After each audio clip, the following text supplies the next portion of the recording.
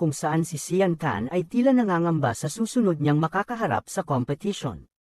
Nang tinawag na ang pangalan ng ating bida sa entablado, sinuportahan naman ito nila Qin Ji at Mingdong upang palakasin ang loob nito. Sa pag-akyat ni Xian Tan mula sa entablado, ipinakita ang isang babae na may kulay asol na buhok at may magandang pangangatawan na masarap. Masarap yarn, hawak-hawak ang kanyang dalawang sandata na ikinagulat naman ni Xian Tan sapagkat hindi niya akalain na isa pala itong babae. Lumipas ang ilang sandali at inanunsyo na rin ng elder ang pagsisimula ng laban ng dalawa, kaya't mabilis silang naghanda upang umpisahan ang laban. Agad namang gumawa ng isang teknik ang babaeng individual gamit ang mga yelong mabilis niyang pinatungo sa ating bida, at habang ito ay papalapit, paunti-unti itong bumubuo ng isang malaking tipak ng yelo. Sa pagdating ng atake sa harapan ni Xian Tan, agad niya naman itong hinati gamit ang kanyang Saint Sword. Subalit, kasabay nito ang pagsugod rin ng babaeng individual mula sa likuran ng yelo.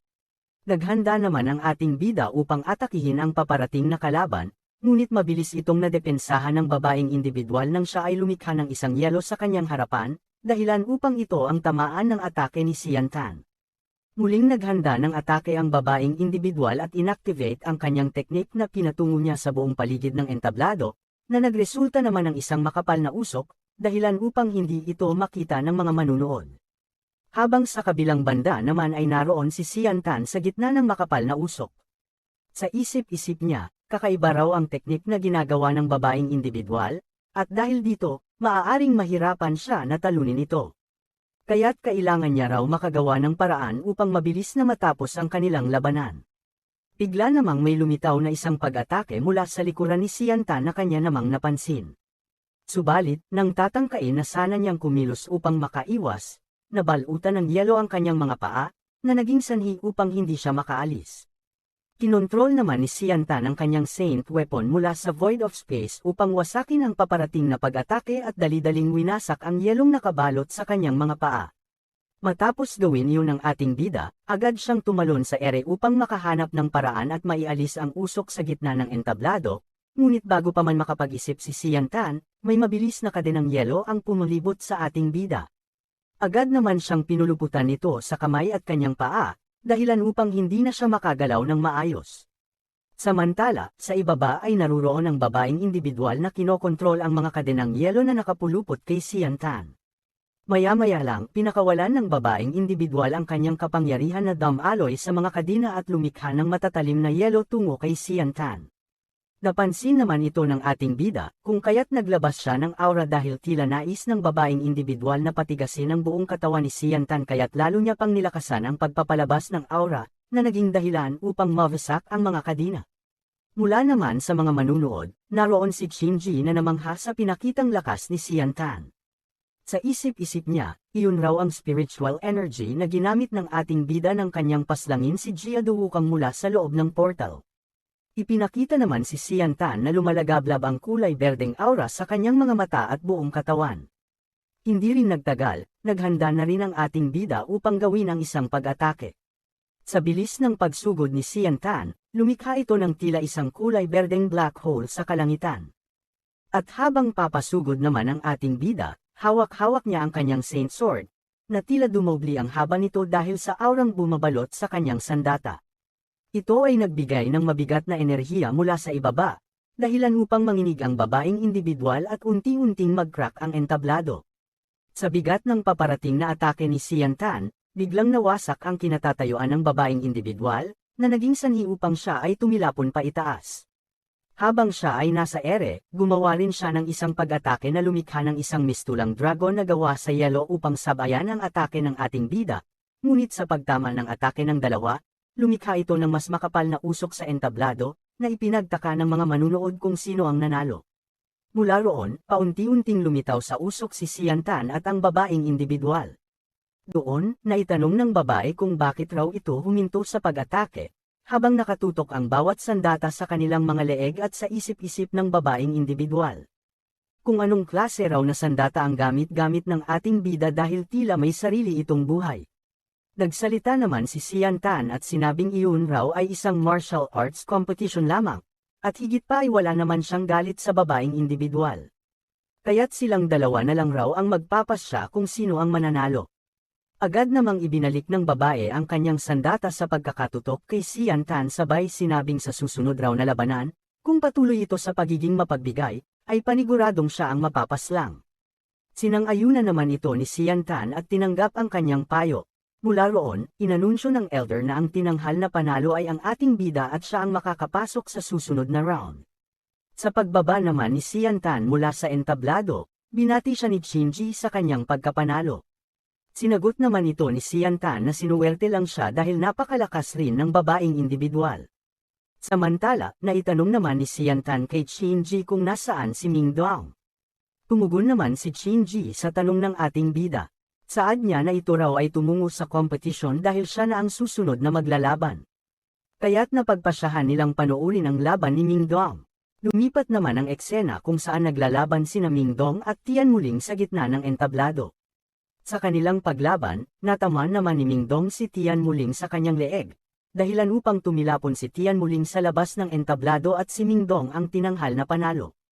Sa isip-isip naman ni Tian Muling habang ito ay nakaupo mula sa labas ng entablado, hindi niya raw inaasahan na malakas rin pala ang kaibigan ng ating bida.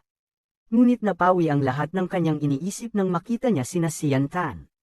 Kaya't mabilis itong lumapit sa ating bida upang isumbong si Ming Dong dahil napaka-brutal raw nito at hinihiling niya na ipaghiganti siya ni Sian Tan sa oras na makaharap niya si Ming Dong. Sa kalagitnaan ng pagsusumbong ni Tian Muling sa ating bida, may isang individual na nagsalita at sinabing hindi naman raw mabibigat ang atake ni Ming Dong. At kung siya raw ang makakaharap nito, gugulpihin niya raw ito ng husto. Ipinakita naman si Loinair na tila nagseselos sa ginagawa ni Tian Muling. Kaya't agad itong pinansin ng ating bida at binati sa muli nilang pagkikita. Subalit hindi naman ito pinansin ni Loinair at sinungitan lamang si Sian Tan, dahilan upang siya ay mapalingon kina Shinji at humingi ng tulong. Hindi naman ito pinansin ni Shinji at mabilis na umalis habang daladala si Ming Dong at winikang napapagod na raw si Ming Dong sa pakikipaglaban. Kaya't ililibre niya lang ito ng pagkain, na ipinagtaka naman ni Ming Dong dahil hindi pa naman siya napapagod. Galit na galit naman na nakatitig si Loinair kay Tian Muling, habang ang ating bida ay walang magawa sa dalawang babaeng nasa kanyang tabi. Makalipas ang ilang sandali, tinawag na rin ang pangalan ni Loinair upang lumaban sa entablado, kung saan si Gaddafi ang kanyang makakaharap. Ngunit bago pa man umakyat si Loinair, pinagbantaan niya ang ating bida na maghanda ito matapos niyang manalo sa competition. Sa pag-akyat ni Loinair sa entablado, nagrereklamo pa ito dahil sa selos. Sa isip-isip niya, hindi raw ba kaya ni Sian Tan maglakad ng mag-isa at kailangan pa na may kasama itong palaging babae. Sa kalagitnaan ng kanyang pag-iisip, biglang sumigaw si Sian Tan na mag-ingat, na kanya namang ikinagulat. Mula roon, ipinakita si Gaddafi, ang second brother ni Caraga, na nakahanda ng atakihin si Loinair gamit ang kanyang kamao. Mabilis naman itong naiwasan ni Loinair at agad na tumukod sa entablado sabay ganti ng sipa patungo kay Gaddafi. Subalit, baliwala lamang ito kay Gaddafi matapos tamaan ng atake, na ikinagulat naman ni Loinair dahil napakatigas raw ng katawan nito. Mabilis na tumalon si Loinair mula sa likuran ni Gaddafi at inihanda ang kanyang atake gamit ang kanyang King's Weapon. Kasabay nito, pinakawalan niya ang maraming bala ng pana. Dumpensa naman si Gaddafi gamit ang kanyang barrier, na kung saan ay nagkaroon ng malakas na impact ng aura sa paligid.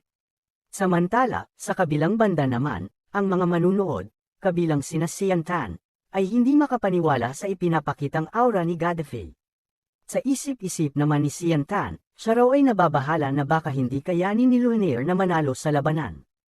Ipinakita naman si Loinair na hindi makapaniwala dahil maaari raw kayang nagmamay-ari rin ng King's Weapon si Gaddafi.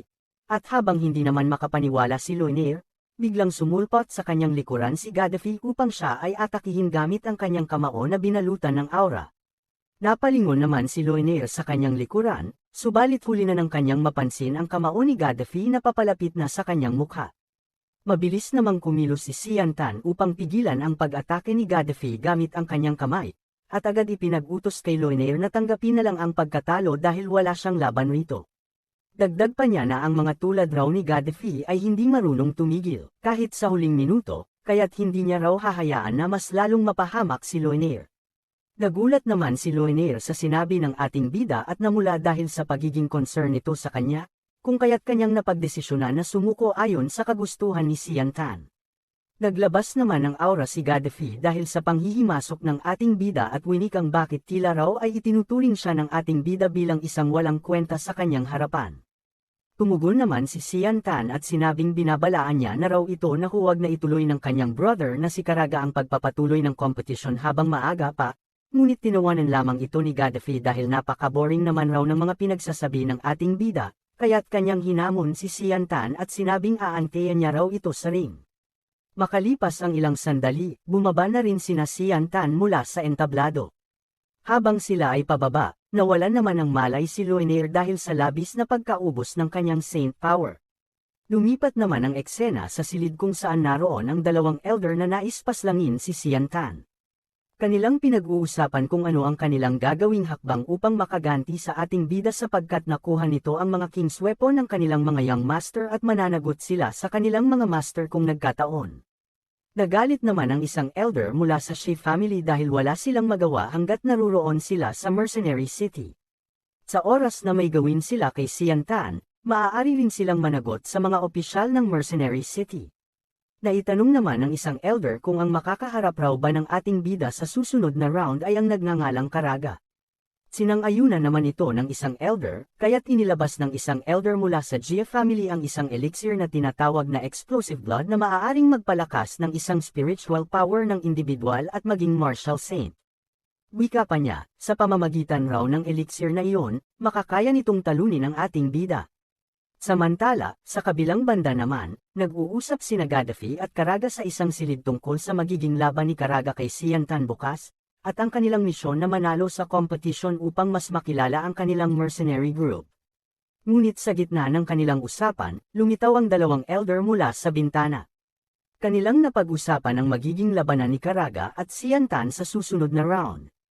Pinalaan ng mga elder sina Gaddafi tungkol sa lakas ng ating bida dahil nakakaya nitong wasakin ang barrier ng King's Weapon.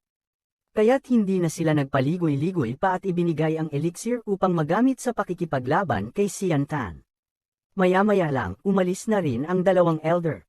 Matapos ang eksena kina Gaddafi, dumako naman tayo kina Sian Tan, kung saan kagigising lang ni Luinaire mula sa pagkakatulog matapos ang pakikipaglaban kay Gaddafi. Naitanong naman ni Luinaire kung saan siya naruroon na sinagot naman ni Sian Tan na siya ay nasa isang pinakamalaking inn sa Mercenary City. Namula naman si Luinaire dahil sa pag-aalaga sa kanya ni Sian Tan, kaya't naitanong ng ating bida kung may sakit ba ito, na itinanggi naman ni Luinaire. Nagpatuloy ang kanilang pag-uusap at hindi rin nagtagal ay umalis na si Sian Tan upang makapagpahinga si Luinaire. Subalit sa kanyang paglabas, naruroon ang tatlo na nakikinig sa pinag-usapan ni Sian Tan sa loob ng silid. Puputulan ko na ito, mga idol, dahil masyadong mahaba na ang usapan nila. Makalipas ang buong gabi, dumating na ang araw ng semifinals, kung saan ang unang maglalaban ay si Gaddafi at Ming Dong. Bago pa man umakyat si Ming Dong sa entablado, binalaan ito ni Sian Tan na maging alerto dahil kakaiba ang lakas ng kanyang makakalaban. Sa pag-akyat ni Ming Dong sa entablado, inasar siya ni Gaddafi na hindi raw nito inaasahan na isang talunan ang kanyang makakaharap sa semifinals. Sinagot naman ito ni Ming Dong na manahimik na lamang ito dahil papaiyakin niya raw ito sa kanilang labanan. Maya-maya lang, inanunsyo ng elder ang pagsisimula ng kanilang labanan. Kaya't agad inilabas ni Gaddafi ang kanyang sandata na gawa sa light attribute. Mabilis itong sumugod patungo kay Ming Dong habang hawak-hawak ang kanyang sandata. At nang magtagpo ang kanilang espada, minaliit pa nito si Ming Dong at sinabing dudurugin niya raw ito. Ngunit hindi naman natinag si Ming Dong at mabilis na umiwas sa atake ni Gaddafi. Sa pag-iwas ni Ming Dong sa atake ni Gaddafi, mabilis itong tumungo sa likuran nito at naghandang gawin ang kanyang atake gamit ang kanyang wind attribute. Inumpisahan naman ni Ming Dong ang kanyang pagkilos at nagpaikot-ikot kay Gaddafi, na ikinabahala naman ito dahil sa bilis ng bawat galaw ni Ming Dong. Sa pag-atake niya kay Ming Dong, isang after-image lamang ang kanyang nahiwa, kaya't kanyang napagtanto na hindi niya ito matatalo ng basta-basta. Ngunit matapos niyang gawin ang atake, isang sandata ang tumusok sa kanyang katawan mula sa kanyang likuran, dahilan upang mapasok siya ng dugo. Agad naman siyang gumanti ng atake, subalit naiwasan naman ito ni Ming Dong. Sa isip-isip ni Gaddafi, masyado na raw siyang ginagalit nito, kaya't hindi niya raw hahayaan pang tumagal ang laban at kanyang dudurugin na si Ming Dong. Nagpakawala ito ng malakas na aura, at kitang-kita ang mga nagkalat na enerhiya at itim na kidlat sa buong paligid. Mula roon, nabalot ng isang kalasag ang buong katawan ni Gaddafi. Agad nitong hinamon si Mingdong na sumugod, sabay winika na ipaparanas raw niya ang laki ng agwat ng kanilang lakas. Hindi naman nag-atubiling sumugod si Mingdong habang sinasabing, sa tingin raw ba nito, hindi siya mapipinsala kahit suot-suot nito ang kanyang kalasag. Sa pagtama ng atake ni Mingdong kay Gaddafi, lumikha ito ng isang malakas na impact sa entablado. Saglit namang napatigil si Mingdong sapagkat kahit bumaon ang kanyang espada sa kalasag nito, tila wala naman itong naging epekto. Hinawakan naman ni Gaddafi ang sandata ni Mingdong at paunti-unting pinadaloy ang kanyang enerhiya patungo rito, dahilan upang makulong ito sa isang barrier. Matapos makulong si Mingdong sa barrier, agad siyang inatake ni Gaddafi ng isang sword slash, na nagresulta sa isang malakas na pagsabog. Nakaligtas naman si Mingdong mula sa pag-atake. Habang galit na galit, winika niya na sa tingin raw ba nito, siya lamang ang makakagamit ng battle techniques. Kaya't mabilis siyang naghanda, inipon ang kanyang aura sa kanyang kanang kamay, at sabay pinakawala ng isang malakas na enerhiya ng kamao patungo kay Gaddafi. Ganoon rin si Gaddafi, na agad gumawa ng isang sword slash upang salubungin ang atake ni Mingdong. Sa tindi ng kanilang sagupaan, muling yumanig ang buong entablado sa isang malakas na pagsabog. Makalipas ang ilang sandali, parehong nakatayo ang dalawa sa entablado. Subalit biglang napaluhod si Gaddafi matapos matamo ang matinding pinsala. Sa kabilang banda naman, napasukan ng dugo si Mingdong at agad nawala ng malay, kasabay ng pagbagsak niya sa entablado. Mula roon, idineklara ng elder na ang nanalo sa labanan ay si Gaddafi, at siya ang magpapatuloy sa finals. Lumapit naman si Gaddafi kay Mingdong, balak na tuluyang paslangin ito. Ngunit bago pa man niya maituloy ang kanyang balak, isang atake ang biglang sumulpot sa kanyang harapan, na kanyang ikinagulat. Pinakita naman si Xian Tan, na kinontrol ang kanyang Saint Sword pabalik sa kanyang kamay, sabay ay nag-alayan si Mingdong upang dalhin ito sa gilid at mabigyan agad ng paunang lunas. Ngunit bago pa man makababa ang ating bida sa entablado, kanyang hiniling sa elder na ay anunsyo na agad ang susunod na laban. Agad naman itong sinang-ayunan ng elder, kaya't kanyang inanunsyo na ang susunod na maghaharap ay sina Xian Tan at Caraga. Kung kaya't, bitin, hahaha, like mo muna, sige na, ito na, eh. Matapos may baba ni Xian Tan si Mingdong, sinabi niyang, habang may nagagalit na ekspresyon, tatapusin ko si Caraga sa isang atake lamang. Sa entablado, habang paakyat sina Xian Tan at Caraga, mariing pinagbantaan ni Xian Tan ang kanyang kalaban at winikang kung hindi lang raw sana intensyon ng kanyang brother na si Gaddafi na paslangin si Mingdong, bibigyan pa niya ito ng pagkakataong mabuhay. Pero ngayon, kamatayan lang raw ang nag-aantay rito. Ang nakita si Xian Tan na gumawa ng isang matinding atake na tumama kay Caraga, nang hindi man lang nito namalayan. At mula roon, unti-unting nahati ang katawan nito, habang hindi pa rin makapaniwala sa nangyari. Tapos paslangin ni Xian Tan si Caraga, agad niyang pinagbantaan si Gaddafi at winikang ito na raw ang susunod. Nagising si Mingdong sa isang silid matapos ang labanan nilang dalawa ni Gaddafi sa semifinals. Kinausap ito ni Xian Tan at sinabing huwag raw itong mag-alala dahil nasa loob sila ng isang inn sa mercenary city at ang lahat ay magiging maayos. Agad namang bumangon si Mingdong sa pagkakahiga at humingi ng tawad kay Xian Tan dahil nangako siya na sila ang maghaharap sa final round ng competition. Hinawakan ni Xian Tan ang kanyang balikat at winikang huwag raw ito mag-alala dahil sa final round ay sisiguraduhin niyang siya ang mananalo upang maipaghiganti ito. Maya-maya lang ay napagpasyahan ni Xian Tan na umalis sa silid para makapagpahinga ng maayos si Mingdong, ngunit pinigilan siya nito dahil may nais siyang ibigay sa ating bida. Iniabot naman ni Mingdong ang Jade Pendant na naglalaman ng battle technique, wika niya na iyon raw ay ibinigay sa kanya ni Uncle Tian, ang technique na instant shadow skill, at balak niya sanang ibigay sa ating bida matapos ang kanilang labanan, subalit natalo siya sa semifinals kaya't mas maaga niya itong ibibigay. Hindi naman sana ito tatanggapin ni Xian Tan dahil bigay ito ni Uncle Tian, kaya't itago na lang raw ito ni Mingdong. Ninas naman si Mingdong sa pinagsasabi ni Xian Tan at agad na ibinato ang Jade Pendant. Winika niya, huwag raw ito maging hangal dahil sila raw ay magkaibigan, sapagkat maaari naman raw siya hanapan ng ating bida ng panibagong battle technique sa mga susunod. Sinalo naman ito ng ating bida at winikang hindi niya raw sasayangin ang kabaitan ni Mingdong sa kanya. Lumipat naman ang eksena sa isang silid kung saan ay naroon ang isang master habang nakaluhod ang alagad nito sa kanyang harapan at galit na galit. Winika nito na ang nagngangalang Jian Chenrao, o mas kilala nating Xian Tan, ay hindi lang pinaslang si Shi Shangre kundi kinuha rin ang Mountain Seal treasure ng kanilang pamilya. Tumungon naman ang alagad nito habang kitang-kita ang panginginig sa katawan. Wika niya na iyon raw ang sabi ng mga elder at kanyang mga nabalitaan. Kaya't mas ikinagalit ito ng master at mabilis na ipinag-utos na gumawa ng kautusan na hulihin ang ating bida, at kung sino man ang makakahuli rito ay makakatanggap ng malaking pabuya. Wika pa niya na wala siyang pakialam kung sino man ito, basta may dala nito si Xian Tan sa kanilang pamilya, na agad namang sinunod ng alagad. Damako naman tayo kung saan naroon si Xian Tan sa isang silid at abala sa pagsusuri ng Mountain Seal treasure. Bigla namang dumating si Loenair upang kamustahin ang ating bida at alamin ang ginagawa nito. Winika ni Xian Tan na sinusubukan niya na i-activate ang Mountain Seal treasure, na sinagot naman ni Loenair na hindi niya ito makakayang ma-activate dahil kailangan pa ito ng blood identity upang ma-activate ang Mountain Seal. Wika pa niya, habang namumula, na ang final round ng competition ay gaganapin na kinabukasan, kaya't mayroong Mercenary City Night Market ang magbubukas. At kung nais naman raw ng ating bida na tumungo roon, ay maaari niya itong samahan. Winika naman ni Xian Tan na wala naman raw espesyal sa night market dahil noong bata pa siya ay lagi siyang tumutungo roon. Nagalit naman si Loenair sa mga sinabi ni Xian Tan kaya't naglabas ito ng aura, dahilan upang mapalingon ang ating bida tungo kay Loenair. Pinakita naman si Loenair na masamang nakatitig sa ating bida, na ipinagtaka naman ni Xian Tan dahil hindi niya alam ang ikinagalit nito.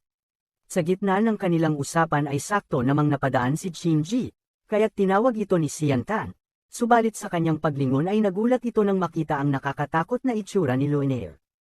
Lumapit naman si Xian Tan kay Qin-ji at winika na narinig niya raw mula kay Loenair na mayroon raw night market sa Mercenary City, na sinang-ayunan naman ni Qin-ji, habang sa isip-isip naman ni Qin-ji na nakakatakot raw talaga si Loenair.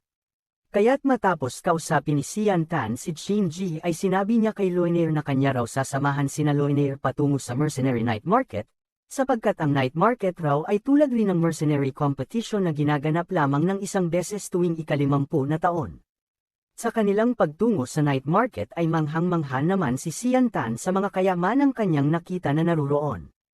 Winika niya na kung makakahanap pa raw siya ng ibang magagandang kayamanan, maaari niya ba itong bilhin? Ikinagalit naman ni Loenair dahil halos ito lang ang napapansin ng ating bida, at mas mahalaga pa raw rito ang mga kayamanang kanyang nakikita. Kaya't mabilis itong umalis at sinabing may mga individual naman raw na mas nais siyang makasama kumpara kay Xian Tan. Napakamot naman ng ulo ang ating bida dahil sa biglaang pag-alis ni Loenair. Habang sa isip-isip naman ni Qin-ji, hindi niya raw inaasahan na ang tulad ni Xian Tan, na walang kapareho sa mundo, ay isa rin palang hangal. Sa kabilang banda naman, ay pinakita si Gaddafi na nagluluksa sa pagkapaslang ng kanyang brother na si Karaga, at habang hawak-hawak ang elixir na nagmula sa mga elder, nais niya itong gamitin upang makaganti kay Xian Tan. Sumapit naman ang kinaumagahan kung saan naroon na sina Xian Tan at Gaddafi sa gitna ng entablado upang maglaban. Habang ang ibang mga manunood naman ay abala sa pakikipagpustahan kung sino ang kanilang pambato, marami ang tumaya kay Gaddafi dahil ito raw ang nakakalamang, sapagkat tinataglay nito ang light attribute, at higit sa lahat, nasa 6th rank Earth-Earn Saint Master na raw ito.